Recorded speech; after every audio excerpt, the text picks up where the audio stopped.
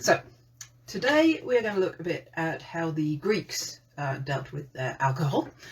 Again, disclaimer, ancient Greece, really not my period. If I pronounce some of the words wrongly, then I'm just going to blame somebody else, because although I find alcohol fascinating, ancient Greeks aren't really my specialist subject. We'll see how it goes. And obviously ancient Greece covers quite a big period. They probably had mead before they actually had wine, because their word for alcohol, which includes wine, is methu, which probably means there was some mead involved, that being part of the same word. And they probably got wine fairly early from Egypt through to Crete. We know that men and women did both drink. We know that even the upper class women did drink, although it was rather frowned upon. This wasn't, unlike in ancient Egypt, this was not a feminine pursuit, drinking.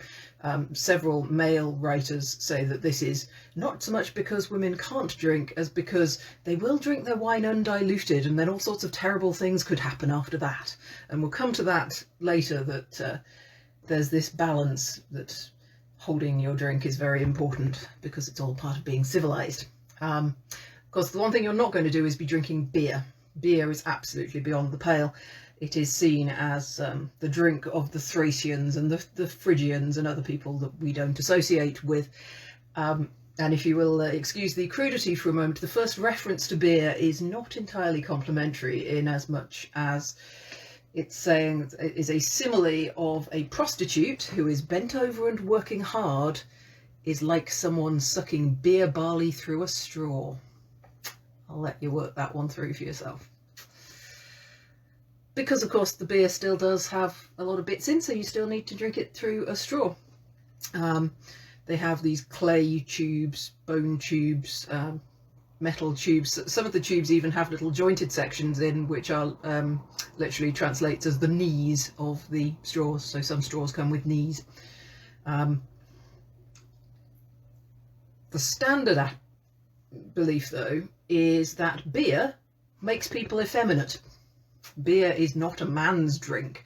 You might end up having to as a soldier, just for convenience purposes, but the standard attitude in the 5th century BC is that beer makes you effeminate. This is probably because of a humoral balance thing, that even then they'd got a sort of primitive version of men are warm and dry, women are cold and moist as a standard thing, and that wine is hot and beer is cold. It's worth saying they didn't even know they were both containing the same alcoholic substance, though. They were thought to contain two completely different things. Why would you necessarily think, oh yes, that stuff that's in both is alcohol? They taste different. Wine tends to be classified with opium and the other sort of herbal intoxicants, rather than in with beer. Aristotle says that wine will make you fall forwards on your face because you become heavy-headed, whereas beer will make you fall backwards, stupefied. So that's how you can tell what you've got drunk on. Useful to know, right? So the Greeks did mostly drink wine, and it is usually watered wine. It's said that only Dionysus, and we'll talk a bit more about him later, only Dionysus can drink his wine unmixed, without the risk of going mad. Even half and half is considered to be a bit extreme by some, you can see in the references to it. The correct measure for wine, for water to wine, is supposed to be, there's a sweet spot somewhere between half of it being wine and a third of it being wine, and people will have their preferences within that, but there's supposed to be a sort of magic, perfect sweet spot, but a third is safe.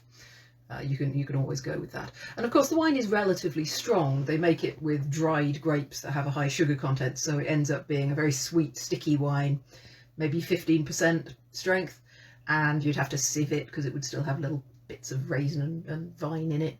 So even if you diluted it down by that much, you'd end up with something maybe like a 6%, like a strongish beer. Which is intended to be, convivial, but not so much that you'll get really ratted unless you work at it. Whether you'd actually like the flavour if you were transported back is another question, of course, whether you'd want to drink pints of the stuff, because you would probably be able to taste some rather strange things. It was quite often transported in containers that were pitch lined, so you could maybe taste the pitch. Sometimes even transported in sheepskin containers, so you could taste the sheep. Lovely.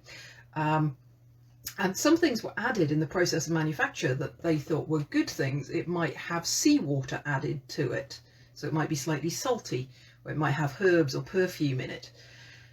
Their wine also, rather than we think of red, white and rosé, their wine comes in black, white and amber, and we can't be quite sure what they meant by that. And they have all these other terms, much as we do. Clearly this is an era where you get wine snobbery and wine kind of fancy descriptions coming in, that whether it's strong or weak, fragrant, oddly whether it's slender or fat. Nobody's quite sure what a fat wine consists of. And of course the way they were doing it was correct, and everyone else is a barbarian. You know, there are barbarians that drink beer, and there are those Persians that drink their wine undiluted, and that's just as bad. Wine is good though, but even then you start getting these distinctions and social distinctions, because after all, if even the slaves are drinking wine, then exactly what wine you are drinking really matters for your status. So the cheapest you can get is something they call litre wine, which is kind of like a bottle of house, in that you don't actually know quite what you're getting. You get a litre of it for a novel, and it is just a mix from all the local small holdings that want to put some wine into the mix, and you're never quite sure what it's going to be. But then of course there's named wine from particular areas. There is a very distinctive wine from Lesbos that a lot of people favour. There's a play in which Dionysus names some of the types and says, with Mandaean wine, the gods themselves wet their soft beds. I'm not sure that's sounds quite the way we think it does. And then there is Magnesian, generous, sweet and smooth, and Thasian, upon whose surface skates the perfume of apples. This I judge by far the best of all wines, except for the blameless, painless Chian. So yeah, that's somebody starting to get into a little bit of snobbery about the different types. But they did have some very odd ideas about what you could mix it with and make a very nice drink. There is something called koukeon, which is a drink of wine mixed with a splash of honey, some barley meal and some grated goat's cheese. Now I'm as much a fan of goat's cheese as the next person, and also of wine, barley meal and honey, but I don't think I'd necessarily make a drink combining all of them in one go. The other thing they appreciated was aged wine, which seems kind of odd, because to us we think, well, okay, in these days, modern times, you can have aged wine, but surely that wouldn't be a thing. In medieval times, well into, say, the 18th, early 19th century, you wouldn't think that aged wine was a good thing. But of course, that's because in those eras, the wine deteriorates fast because the containers aren't quite airtight. But if you go right back to Greek times, they are using clay containers, which are very easily sealable and resealable, and therefore you can let the wine age properly. And the idea of wine getting better with age was used in a lot of their jokes. There's a play character that says that courtesans appreciate old wine but not old men. And wine is even talked of in terms of this life cycle, that wine goes through a coming of age, which the word is literally, you can transcribe that word literally as it being a pubescent wine. And then it becomes ready, it has a peak, then it is tiring, and then it is in decline, much like all of us. And there are some lovely words in the ancient Greek language which tell us a little bit about just how much they are indulging in their wine. There is a wonderful catch-all term, and again, I apologise, I'll probably pronounce all of these entirely wrongly, which is a crepale, which means not just a serious drinking bout, but also the concept of drunkenness and then a terrible hangover. And that survives in the much underused English word crapulence, which can either be anything to do with drinking or specifically being terribly ill afterward. Other specific terms, there's oinoflugein, which is to babble because of your drinking. Caribaria, which is heavy-headedness after drinking, presumably drinking wine because then your head moves forward.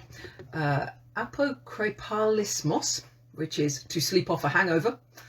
And because of the way Greek is constructed, you can have a single word command, oinopotation,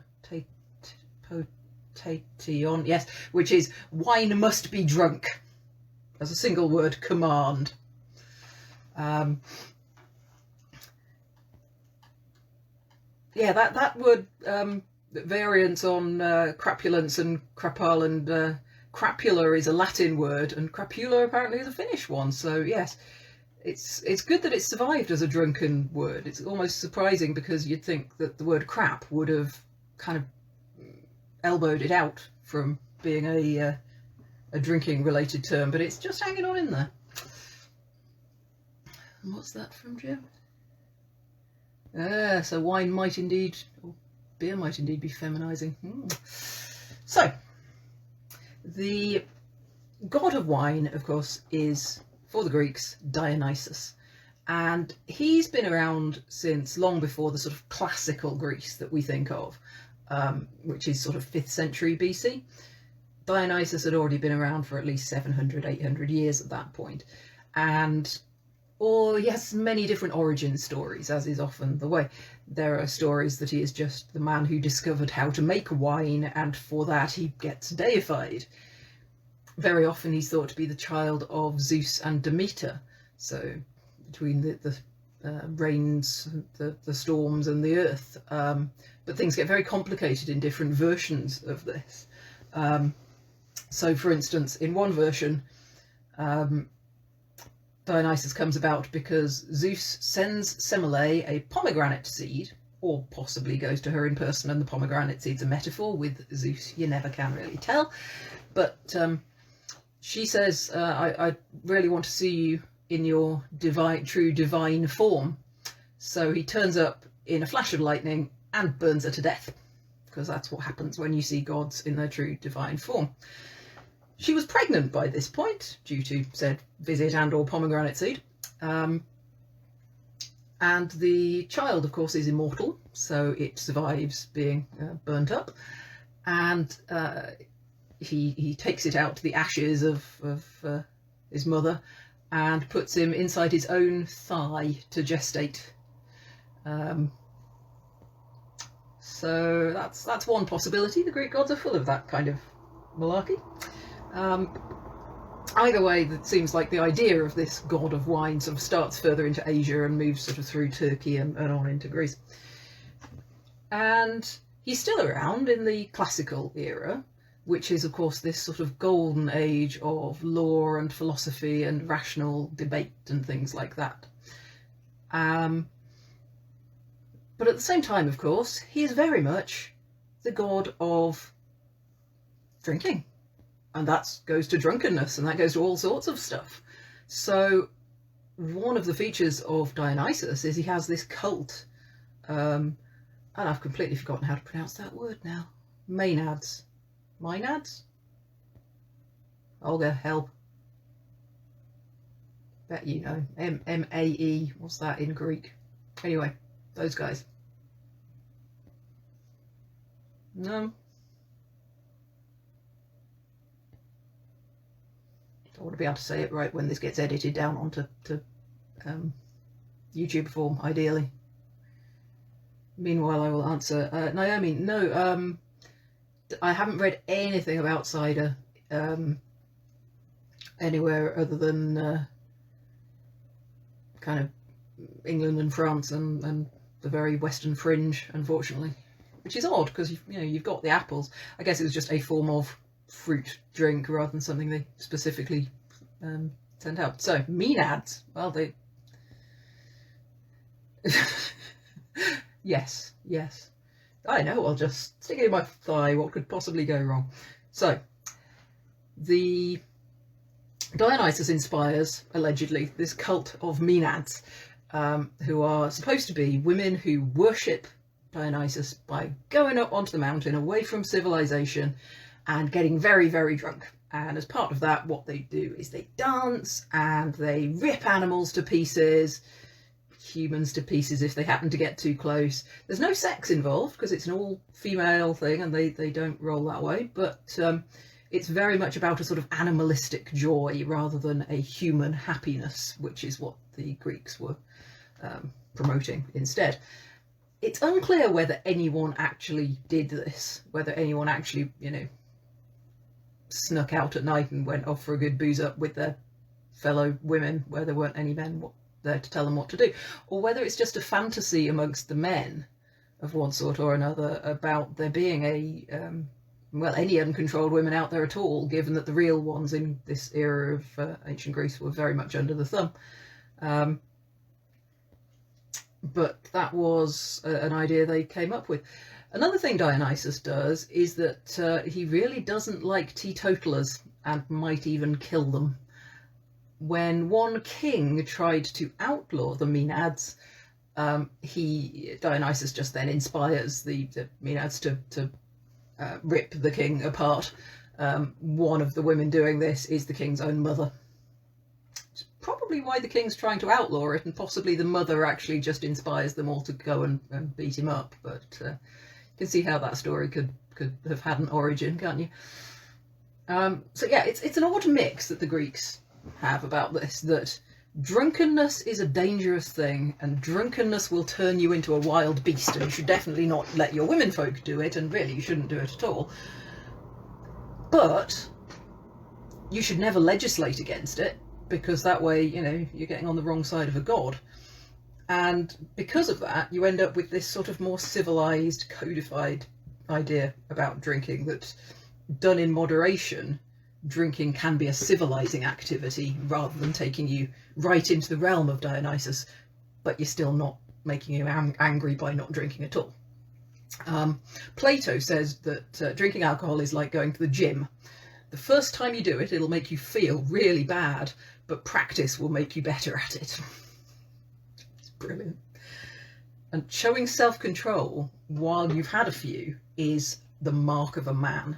In the same way as you can only really show bravery when there is a genuine threat in front of you and you are scared, you can only truly show your self-control by showing it while you are drunk, if that makes sense. So unless you know what a man is like when he is drunk, you can't know if you can really trust him any more than you can know if a man is genuinely capable of bravery until you see him in a dangerous situation. It's a weird one, isn't it? But they come up with this mixing it with water in order to sort of be saying, no, we're still doing it, but we're not doing the extreme version of it, which could be dangerous and make us lose our minds and go running around killing people. It was also thought to be inspirational, of course. Aristophanes says, "Quick, bring me a beaker of wine so I may wet my mind and say something clever." And the image we have of this Greek drinking is the symposia. And the symposia is a sort of cultural phenomena amongst the richer folk of ancient Greece. Happens in a place called the andron, which is literally the men's room in a rich gentleman's house. And they have a slightly sloped stone floor, which will help with the cleanup afterwards, towards the middle. Very often murals with drinking themes, couches to lie down on, and this is very much a male space. If there are women there, they are there as musicians, dancers, or prostitutes. But this is not a big kind of rules-free free-for-all. This is a very controlled place. You get a group of maybe a dozen men. They have a quick meal to soak it up before they start, and one person is the leader of the group. It's usually the host, but apparently they did sometimes dice for the honour of being the leader, and he would pick a wine, often from his own vineyard, because it's that sort of people that we're talking about. Ideally it would be cooled. You would either keep it down in a well, or if you're very posh, you can import some snow to pack around it and keep it nice and cool.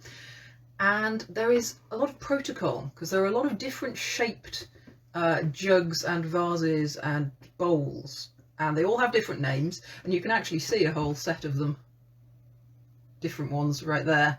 Unfortunately, I don't know what all of those are for, but courtesy of G, I have a lovely set of various replicas of Greek things, and they all have pictures on, including sometimes drinking scenes.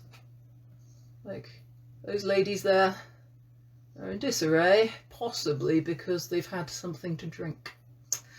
But yes, there's all these different shapes of container which all have very specific uses, and the wine is brought in a crater, which is a large vessel, and then it is mixed with water from a hydria.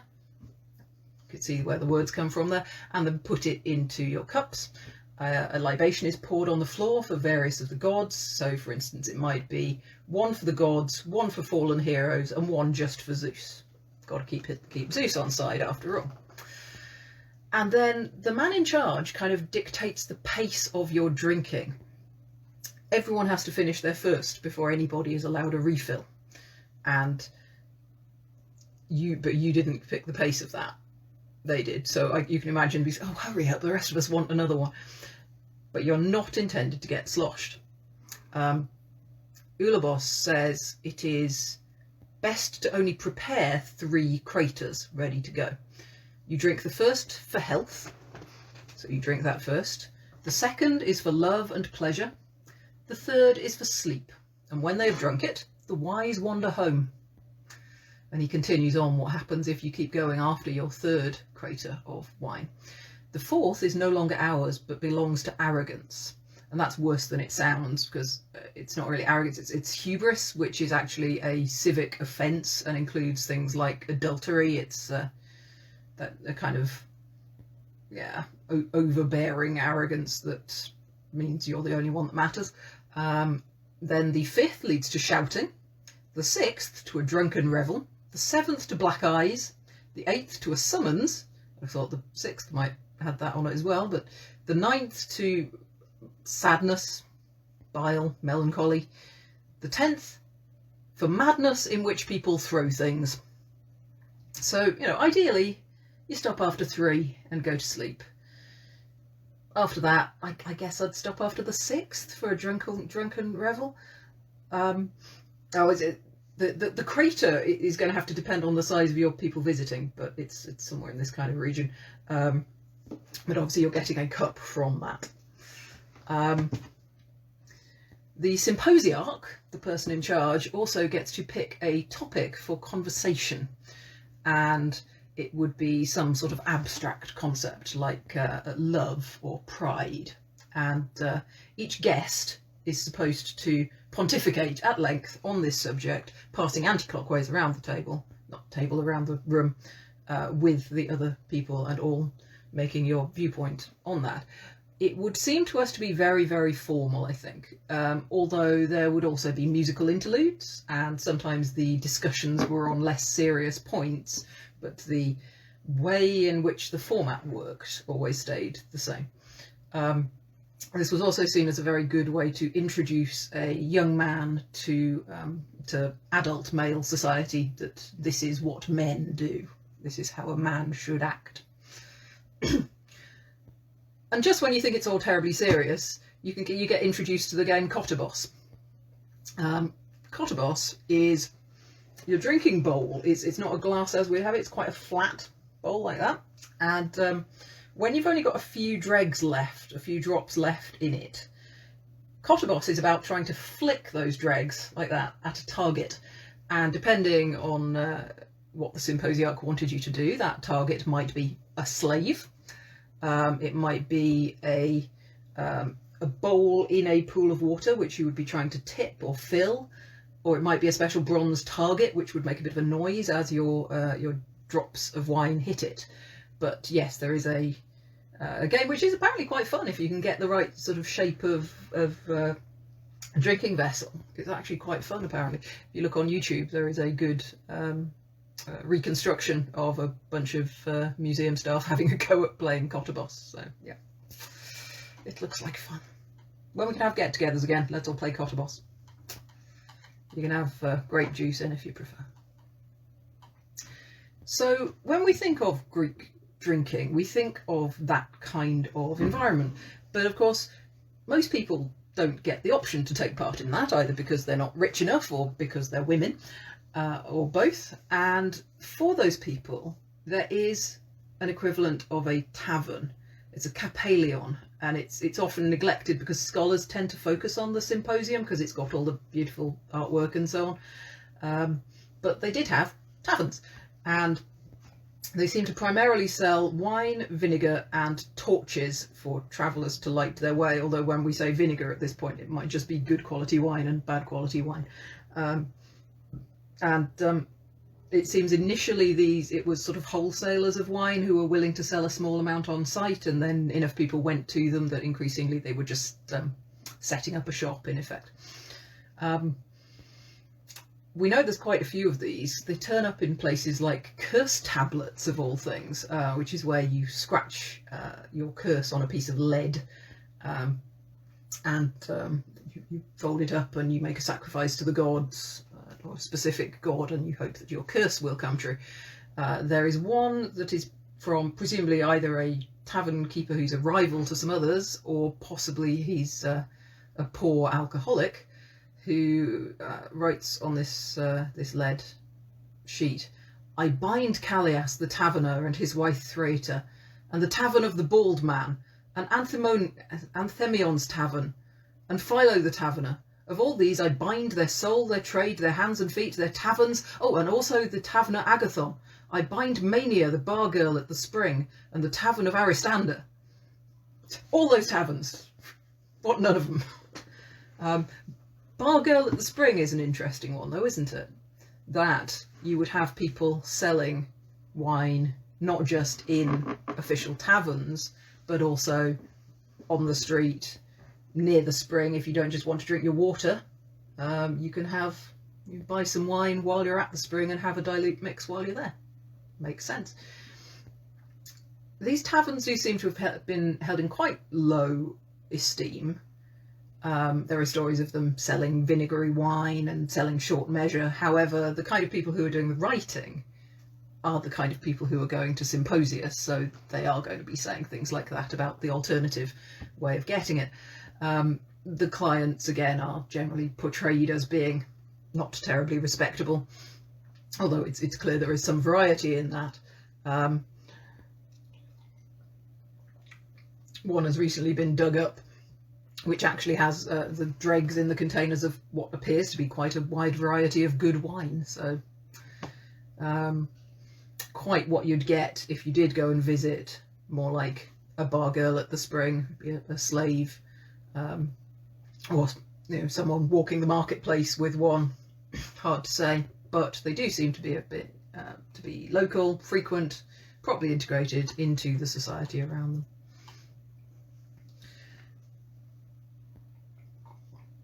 Finally then, an important point is of course that Greek ideas do not stay in Greece at this time, and Greek wine in particular is a massive commodity that is produced for the home market but also for export, and evidence of Greek wine has been found as far away as southern France, as far away as north of the Danube, and as far away as the Crimea, across the Black Sea. And this is to a huge scale as well. We know this because there is lots of archaeology left behind from it. That it was transported in large amphora. Each amphora contains 25 to 30 litres. And they're designed to be carried by 2 people. That's why those amphora have the 2 handles on the tops, because the big ones are going to take 2 people to lift them. When it's full, you're not going to carry that yourself. And the shape of them, with that sort of pointy end at the bottom, is so that you can pivot it around to make it easier to pick up. But the thing about that is it does make them quite hard to stand upright. You have to kind of lean them against each other. And when they shipped them, they tended to either have a bed of sand in the bottom of the ship and put them in that, or a sort of wooden frame that they rested them in. And of course they were mostly carried by ship because they are so heavy. And it is a risky business. But one single wreck found off the south of France contained 10,000 amphorae. And if you multiply that up, that's about 1/3 of a million modern bottles of wine. on one ship alone, and there were a lot of ships. So clearly there is great demand right across the area for this Greek wine. It's estimated that about 10 million litres were shipped to Gaul each year. That's quite a market. You sometimes find them in Celtic contexts even. They make them all the way up here. They make it all the way up here.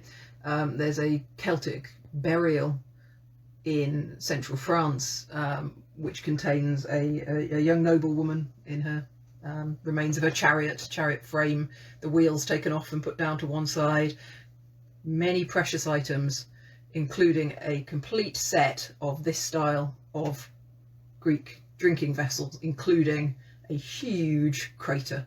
So wherever she's going next, she is going to be entertaining Greek style. And the idea, what bits of culture have travelled with that? We don't really know, what elements of the symposia that should go with have made it that far. I mean, this is a woman it's being buried with, so clearly not the entire thing wholesale, but what aspects of Greek culture have travelled with that is an interesting question. Certainly, wherever this Greek wine went, obviously further away the more expensive it gets, it starts becoming the civilised and the sophisticated alternative to native ale that the Germanic peoples are already drinking and the Celtic peoples are already drinking. And that actually sets up the beer-wine cultural rivalry that arguably has been going on ever since in one form or another. It goes way, way back. So there you go. Next week we can move on to what the Romans and possibly the Celts were getting up to a little bit later in time and continue this sweep through the history of booze. I hope you enjoyed that. And yeah, don't drink so much that you go mad. Don't drink so much that you tear animals and kings into pieces. Wise advice, I think. Good words for life. Bye-bye. Oh, if I can find the off switch. That's not the off switch. The thing's in the way of the off switch.